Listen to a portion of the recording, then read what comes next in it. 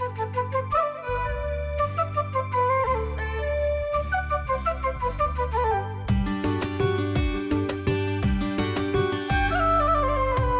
यो बदल्नु छ, सुरु गरौँ आफैबाट। जोस जागर फिजाउँदै इलम गरौँ आजैबाट। पर्दैन है विदेश जानु, आए गर्जन यही गरौँ। जानै परे राम्रोसँग बुझौँ अनि सिप सिकौँ। जीविका र समृद्धिको साझा अनि ताजा आधार। हाम्रो एउटै आराधना रोजगार हाम्रो सरकार, रोजगार हाम्रो सरकार। दर्शकवृन्द नमस्कार। कार्यक्रम रोजगार हाम्रो सरकारको यो अर्को श्रृङ्खलामा यहाँलाई हार्दिक स्वागत छ। यो कार्यक्रममा हामी रोजगारीका कुरा गर्ने गर्छौँ, रोजगारका प्रसङ्गहरू उठाउने गर्छौँ। कहिले वैदेशिक रोजगारीका प्रसङ्ग अनि कहिले स्वदेशकै रोजगारीका प्रसङ्ग। जे होस्, रोजगारी हाम्रो कार्यक्रमको मुख्य विषयवस्तु। हामीले पछिल्ला दिनहरूमा अब वैदेशिक रोजगारी होइन, स्वदेशमै रोजगारी खोजिनुपर्छ भनेर विभिन्न सामग्रीहरू कार्यक्रममा प्रस्तुत गर्दै आएका छौँ। हामीले नेपालमै रोजगारी गरिरहेका अर्थात् स्वरोजगारी अपनाइरहेका केही युवाहरूका सफलताका कथा पनि प्रस्तुत गरिरहेका छौँ। यद्यपि वैदेशिक रोजगारीमा रहेका व्यक्तिहरूले के कुरामा ध्यान पुर्याउने, विशेष गरी कोरोना भाइरसले सङ्क्रमित भइरहेको यो अवस्थामा कसरी सुरक्षित रहने, नेपाल सरकारले के कस्ता उपायहरू अवलम्बन गरिरहेको छ, ती व्यक्तिहरूलाई, ती नेपालीलाई सुरक्षित राख्न भन्ने कुराहरू पनि पछिल्लो समयमा प्रस्तुत गर्दै आइरहेका छौँ। हजुर, आज पनि हामीसँग यस्तै केही प्रसङ्गहरू छन्। आज हामी केही सफलताका कथाहरू प्रस्तुत गर्दैछौँ, जुन हेरेपछि यहाँहरूले पनि स्वदेशमै केही गर्न सकिन्छ, जागिरकै लागि भौतारिनु पर्दैन भन्ने केही शिक्षा प्राप्त गर्नुहुन्छ भन्ने हाम्रो आशय हो। र सँगसँगै यो समयमा, यो कोरोना भाइरसको महामारीको समयमा वैदेशिक रोजगारीमा रहेका व्यक्तिहरूलाई, नेपालीहरूलाई सरकारले के कस्तो योजना बनाएर स्वदेश ल्याउँदैछ, सुरक्षित राख्दैछ र ल्याएपछि पनि पुनर्स्थापित गराउँदैछ भन्ने विषयमा पनि केही जानकारी प्रस्तुत गर्दैछौँ। आउनुहोस् आजका केही सामग्रीतिर लागौँ। ताप्लेजुङको सदरमुकाम फुङलिङ बजार नजिकैका यी कृषि अभियन्ता नरेन्द्र महादेव, जसले रोजगारीका लागि भौँतारिएको र व्यवसाय सुरु गरेपछिको कथा निकै रोमाञ्चक छ। जागिर नपाएर ब्रिटिस आर्मीमा छनौट नभएर झन्नै डिप्रेसनमा गइसकेका नरेन्द्रको जम्मा 8,500 रुपैयाँबाट सुरु भएको व्यावसायिक कृषि फर्म धेरैका लागि प्रेरणाको स्रोत बनेको छ, जसलाई हामीले कोभिड-19 को सङ्क्रमण फैलनुभन्दा केही अघि नै उहाँकै कृषि फार्म र भेटनरी पसल फुङलिङ बजार ताप्लेजुङ पुगेर भेटेका थियौँ अनि केही कुराकानी पनि गरेका थियौँ। मैले कुखुरा पालन 2062 सालबाट थालेको, तर 2062 सालमा थाल्नुभन्दा पहिले त एउटा योजना त बनाइन्छ होइन। तर योजना बनाउने कुरामा, बुझ्ने कुरामा, अध्ययन गर्ने सिलसिलामा चाहिँ यो ताप्लेजुङमा चाहिँ ब्रोइलर पालन नगर्नुहोस् भन्ने पनि हुनुहुन्थ्यो। अब किन भन्दाखेरि अब हामीले ट्रायल पनि गऱ्यौँ। ट्रायल गर्दाखेरि किसानहरूलाई ट्रायल गर्दाखेरि 90% चाहिँ बिग्रियो, 10%को पनि त्यति राम्रो भएन। त्यसले चाहिँ ताप्लेजुङमा चाहिँ ब्रोइलर हुँदैन भन्नेसम्म पनि भएको थियो। हो, त्यो चुनौतीलाई चिर्दै पनि मैले 2062 सालबाट चाहिँ ब्रोइलर थालेँ। अब ब्रोइलर गर्दै आउँदाखेरि अहिले चाहिँ फेरि त्यसलाई चाहिँ चेन्ज गरेर लेयर्समा चाहिँ ढल्केको छु। लेयर्स चलाउने। लेयर्स भनेको चाहिँ के हो?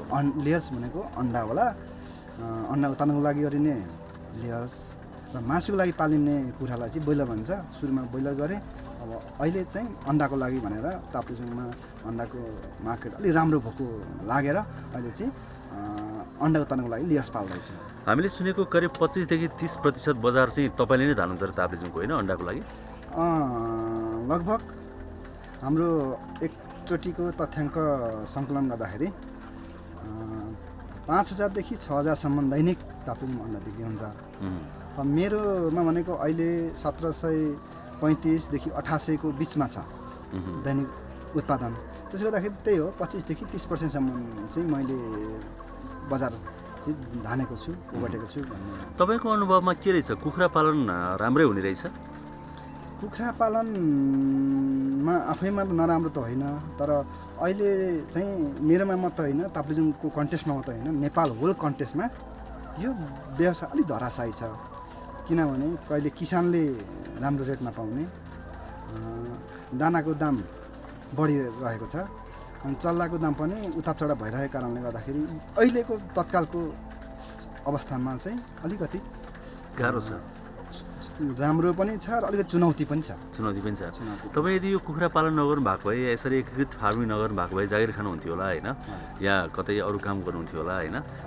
त्यो तुलनामा मैले अन्त काम गरेको भए बढी कमाउँथेँ कि बढी यस्तो हुन्थ्यो कि बढी खुसी हुन्थ्यो कि भन्ने लाग्छ कि होइन आफ्नो काम गरेर ठिकै गर्ने जस्तो लाग्छ तपाईँलाई? मलाई अहिले आएर चाहिँ अब मेरो व्यवसायप्रति नै सन्तुष्ट छु। अब पहिले चाहिँ म लिम्बूको छोरा भएको कारणले सुरुमा मैले यो पेसा थाल्नुभन्दा अगाडि लौरको लागि धेरै कोसिस गरेँ, तर लागिएन र नलागिसकेपछि ऋणमा पनि परियो। अनि त्यतिखेर अन्तिम पटक चाहिँ के मलाई लागेर आयो भने यतिको दुःख गरेँ भने म मेरै आफ्नै जन्मभूमिमा आफ्नै भूमिमा केही गर्न सक्छु भने मलाई त्यतिखेर साहस आयो, तब थालेँ। त्यसले गर्दाखेरि अहिले आएर धेरै राम्रो भयो र पछाडि कतिखेर यो मेरो व्यवसायप्रति मलाई अझै सन्तुष्टि मिल्यो भने जब मसँगै भेटेको साथी पल्टनदेखि छुट्टीमा आउँदाखेरि चाहिँ उहाँले चाहिँ के गर्नु भन्नुभयो भने तिमीले नेपालमै बसेर पनि ठुलो प्रगति गर्यौ, हामीले युकेको लौरे भएर पनि तिमी जति प्रगति गर्न सकेको छैनौ भन्दाखेरि चाहिँ मलाई पनि सन्तुष्टिले छाती फुलेर आएको। एकदम छाती फुलेर एकदम है। तपाईँले यो कुखुरा पालन गरेर, च्याउ खेती गरेर, खेती अरू तरकारी खेती गरेर जीवनमा उपलब्धि हासिल के गर्नुभयो जस्तो लाग्छ? जीवनमा उन्नति प्रगति त नभएको होइन, गरिया छ होइन सर। अब मैले व्यवसाय पनि एकदम सानोबाट गरेको, तर मलाई एउटै कुराको याद थियो, हजारौँ माइलको यात्रा पनि पहिलो कदमबाटै सुरु हुन्छ। यो कुरो मलाई हृदयदेखि नै आत्मसात गर्दै मैले व्यवसाय 8,000देखि थालेको हुँ। 8,000 पछाडि अब अहिले मैले धेरै त्यत्रो ठुलो प्रगति गर्न त सकेको छैन। 2-3 ठाउँ घडेर जोडेको छु, एउटा घर बनाएको छु होइन, अनि फार्म, च्याउ फार्म र कुखुरा फार्म भयो, र अर्को म एग्रोभेट पसल पनि सञ्चालन गर्दै आएको छु। त्यसले गर्दाखेरि समग्रमा अघि भने 8,000देखि थालेको व्यवसाय अहिले वार्षिक त्यही 5-6 करोडको कारोबार हुन्छ। अब अलिकति तिर्नु लिनु छँदैछ, थोरै आफ्नो कथा व्यथा ठाउँमा छँदैछ, तर जे भए पनि समग्रमा भन्ने हो भने आफ्नो व्यवसायप्रति एकदम सन्तुष्ट छु।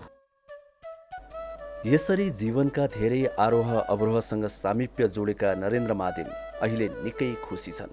रोजगारीकै लागि कसैको ढोका टकटकाउनु परेको छैन, बरु अरूलाई पनि रोजगारी दिन सक्षम भएका छन्, जो सफलताका यी सूत्रहरू सगौरव प्रस्तुत गर्छन्, विशेष गरी रोजगारीका लागि परदेश पुगेका युवाहरूका लागि।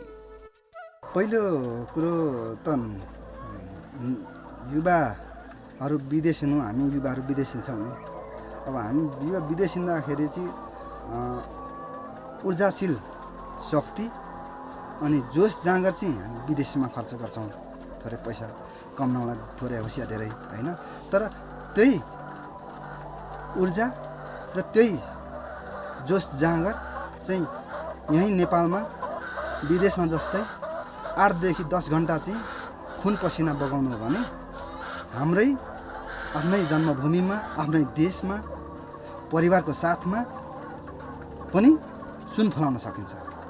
तर त्यसमा नेपाल सरकारले पनि त्यसको लागि युवालाई विदेश पलायन हुनबाट रोक्नको लागि चाहिँ नेपाल सरकारले पनि पोलिसीहरू ल्याउनुपर्छ। त्यो नेपाल सरकारले पोलिसी ल्यायो भने र युवाले चाहिँ 8देखि 10 घन्टा विदेशमा जस्तै 8देखि 10 घन्टा चाहिँ लागै पर्नु हो भने नेपालमै सुन फलाउन सकिन्छ। गएको फागुन महिनामा हामी ताप्लेजुङ जिल्ला पुगेका थियौँ।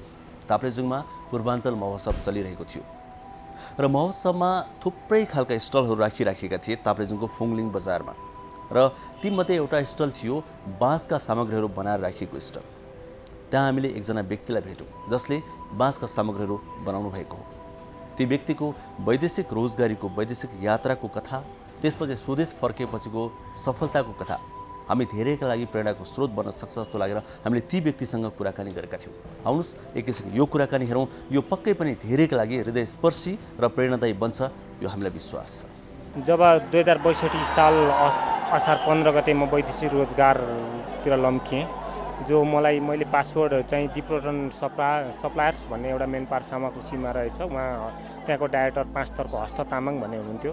उहाँले चाहिँ राम्रो काममा पठाइदिन्छु पासवर्ड मलाई दिनु भनेर 5 थरकै भएको हिसाबले चाहिँ मैले आफ्नो आदरणीय दाइ सम्झेर दिएँ। तर उहाँले त्यो पासवर्ड चाहिँ रोज ओभरसिज चप्पल कारखाना अगाडि भएको मेन पावरमा लगेर बुझाउनु भएछ र 3 महिना पछाडि लगत्तै म वैदेशिक रोजगार मलेसिया पुगेँ, जहाँ पुग्दाखेरि मलाई एउटा एसएचए भन्ने कम्पनीको डकुमेन्ट थियो। त्यो एसएचए कम्पनीको डकुमेन्ट चाहिँ नेपालको एयरपोर्ट कटाउने पासपोर्ट मात्रै डकुमेन्ट मात्रै रहेछ। त्यस पछाडि उहाँ सप्लाई कम्पनी वेल्सन इन्जिनियरिङ भन्ने कम्पनीमा मलाई बोस आएर लिएर जानुभयो। त्यस पछाडि मैले लगत्तै काम सुरु गरेँ। डरलाग्दा मिसिनहरू थिए, नेपाली जो कोही पनि थिएन त्यो कम्पनीमा। 10 वर्ष अगाडि नेपाली रहेछन्। त्यस पछाडि म पुगेँ, मसँग एकजना वीरबहादुर बुढाथोकी भन्ने तेर्थुमको भाइ पनि थियो। हामी यसरी 2 जना त्यो कम्पनीमा पुगिसकेपछि काम सुरु भयो। भोलिपल्टदेखि हामी काम सुरु गऱ्यौँ। काम सुरु गरिसकेपछि 3 दिन एकदम कष्टकर जिन्दगी जिएर 3 महिना समय बिताएँ, किनकि मेरो एजेन्टले मलाई चाहिँ 5 स्टार होटलको कोठा जस्तो देखाइएको थियो सुत्ने, तर मैले आफ्नो कोठा पाएँ माकुराको जाल र उरुसको पोकोभन्दा बाहिर केही पनि थिएन कोठामा। न त पलङ थियो, न त ओछ्यान थियो, न त कपडा थियो, न त के थियो। रातभरि मच्छरले खान्थ्यो। त्यस पछाडि न त कम्पनीले दियो। हामीले दुःखले काम गरेर चाहिँ 3 महिनासम्म बिताएँ, जो 62 सालको दिन थियो। 2062 सालको बडा दसैँ नेपालमा रमझम मनाइरहेको अवस्था थियो। त्यस दिन अब म चाहिँ काम नगर्ने भनेर मैले बोसलाई सुपरभाइजरलाई काम हराइसकेपछि उसले बोसलाई भनिसकेपछि जसरी भने काममा आउनुपर्छ, तेरो देश होइन, तेरो बाउको कम्पनी होइन, यस्ता शब्दहरूले प्रहार गरिसकेपछि म मेरो साथीहरूलाई लिएर म कम्पनीमा गएँ। कम्पनीमा गइसकेपछि दिउँसो ठ्याक्कै 11:30 बजे भएको थियो, सायद नेपालको 9:45 भएको जस्तो लाग्छ मलाई। दसैँको टिकाको दिन थियो। त्यस दिन अचानक मिसिन पड्कियो 11:30 बजी।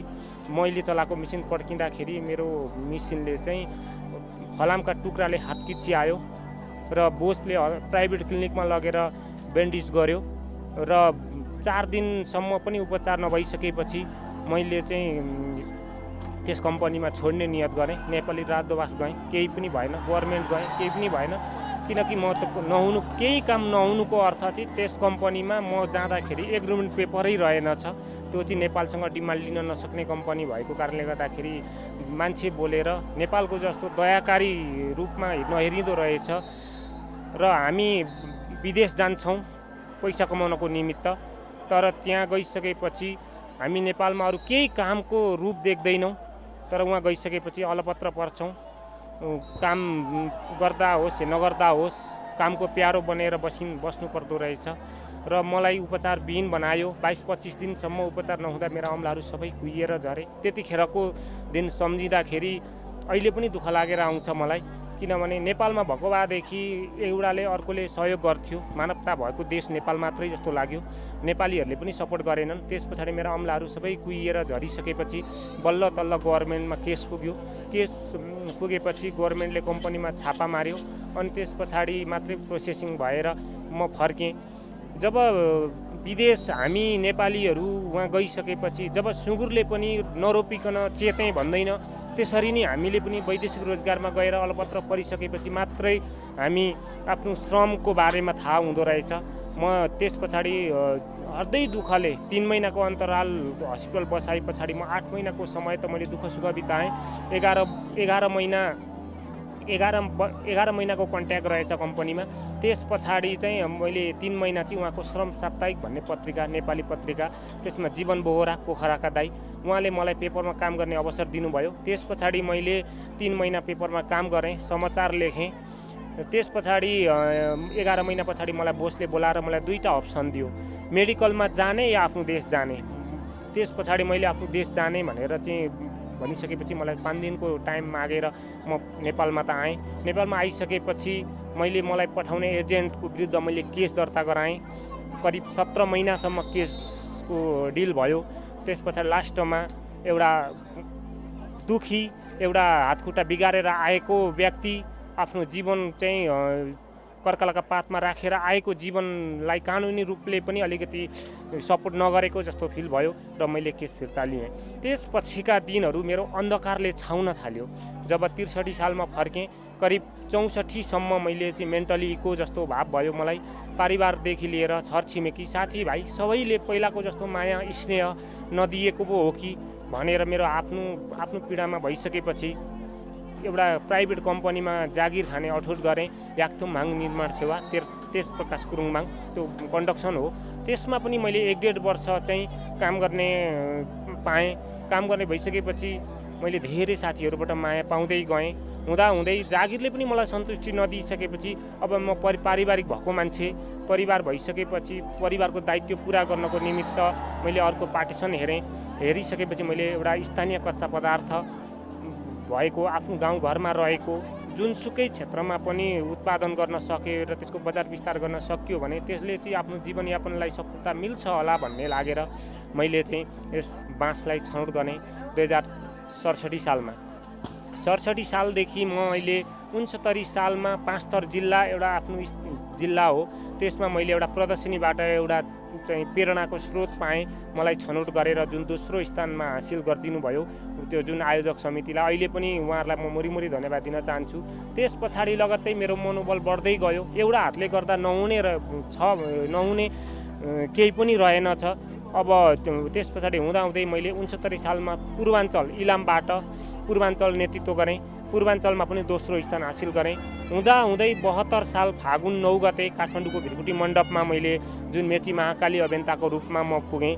म पुगिसकेपछि त्यहाँ पनि एउटा राम्रो नतिजा, राम्रो छाप, मेरो एउटा हातको पहिचान, इमानहरूलाई सपोर्ट गरेर मेरो क्षमतालाई चाहिँ उत्कृष्ट बनाएर म जुन काठमाडौँमा मेची महाकाली पनि मैले जित्ने सफल भइसकेपछि अब मेरो निराशाका बाटाहरू सकिएछन्। मैले गर्न सक्ने जति म गरेको रहेछु अझै पनि यसलाई चाहिँ म निरन्तरता दिन्छु भनेर मैले 72 सालदेखि अभियन्ताको रूपमा म अघि आउन थालेँ। हुँदाहुँदै 4 वर्षको अन्तरालमा मैले 2800 जना बेरोजगार युवाहरूलाई रोजगारको मुखी बनाएको छु। म फरक क्षमता भएर के भएर असम्भव भन्ने कुरा केही पनि रहेनछ। भर्खर मात्रै 2075 साल चैत 2 गते BBC सेवामा पनि मलाई चाहिँ तानियो। BBC सेवाले चाहिँ एउटा सानो उपनाम दिनुभएको छ, त्यो हो नेपालको एकमात्र बाँस किङ। जो बाँसलाई एउटा गाउँघरमा भएका बाँसलाई चाहिँ मैले बजार विस्तार गर्दै अहिले मेरो बजार 5वटा जिल्लामा चाहिँ पुग्न सफल भएका छन्। विभिन्न ठाउँहरूमा चाहिँ मैले उद्यमी उत्पादन गरेको छु। उहाँहरूलाई एउटा पहिला शङ्का उठ्थ्यो, बाँसको सामान बन्न त बन्छ तर त्यो कहाँ लगेर बेच्ने। एउटै क्षेत्रमा 4-5 जना उद्यमी भयो भने 1 जना उद्यमीले मात्रै आफ्नो क्षेत्र कभर गर्न सक्छ। तर मैले उहाँहरूलाई एउटा सान्त्वना दिने गरेको छु। मेरो बजार अत्याधिक ठुलो छ, तपाईँहरू निराशा नहुनुहोस्, उत्पादन मात्रै गर्नुहोस्, म आफै लिन्छु भनेर मैले 4वटा जिल्लाको सामान मैले आफै बजार मार्केट गरेर उहाँहरूलाई उद्यमी बनाएको छु। त्यही नै सबभन्दा ठुलो भूमिका रहेछ जस्तो पनि फिल भएको छु। हो, हामीले मेहनत गर्ने हो भने सानै कामबाट सुरुवात गरेर पनि ठुलो सफलता पाउन सक्छौँ। आफ्नै घर वरिपरि आफ्नै परिवारसँग बसेर आफ्नै समाजमा रमाएर आफ्नै माटोसँग खेलेर प्रगति गर्न सक्छौँ। थोरै कमाइका लागि विदेश गइरहनु पर्दैन। फेरि अहिले त सिङ्गो संसार नै कोरोना भाइरसको कारणले गर्दा एउटा समस्यामा छ। अहिले त विदेश जाने सम्भावनै छैन। वैदेशिक रोजगारीमा भएका नेपालीहरूको व्यवस्थापन सरकारले कसरी गर्दैछ?